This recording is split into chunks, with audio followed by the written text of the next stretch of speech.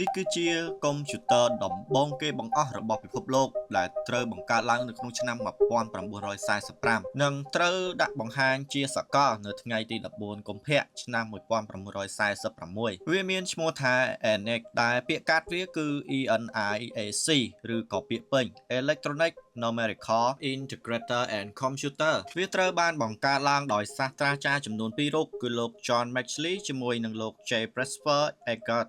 នៅសាកលវិទ្យាល័យ Pennsylvania នៅឯសហរដ្ឋអាមេរិកវាមិនមានរូបរាងដូចជាកុំព្យូទ័រដែលយើងប្រើប្រាស់សពថ្ងៃនោះទេវាមានទំហំធំខ្លាំងណាស់រហូតទៅដល់30 feet វាប្រើបច្ចេកវិទ្យា vacuum tube ដែលជាបំពង់ខ្យល់បែបបុរាណម្យ៉ាងប្រើសម្រាប់បំលែងនិងបញ្ជូនសញ្ញាអេឡិចត្រូនិកវាមានមុខងារស្រដៀងទៅនឹង transistor ដែលប្រើប្រាស់នៅក្នុងកុំព្យូទ័ររបស់យើងសពថ្ងៃនេះដែរកុំព្យូទ័រមួយនេះមិនមាន screen ឬក៏មិនមានបង្ហាញរូបភាពអីនោះទេវាគ្រាន់តែជាម៉ាស៊ីនដែលគណនាលេខដំបូងបង្អស់នៅលើពិភពលោកដែលអាចគិតនឹងផលបូកលេខបានចំនួន 5000 ដងក្នុងមួយវិនាទីតែវាគឺជាជោគជ័យដ៏ធំធេងបំផុតរបស់សកលលោកក្នុងការអភិវឌ្ឍបច្ចេកវិទ្យាកុំព្យូទ័រក៏ដូចជា chip ផ្សេងៗនៅក្នុងជំនាន់ក្រោយបើសិនជាគ្មានម៉ាស៊ីនគិតលេខនេះទេនៅក្នុងសកលលោកយើងក៏គ្មានទូរស័ព្ទ smartphone ក៏ដូចជាឧបករណ៍ទំនើបជាច្រើនដែលយើងប្រើប្រាស់ក្នុងជីវភាពប្រចាំថ្ងៃនោះឡើយ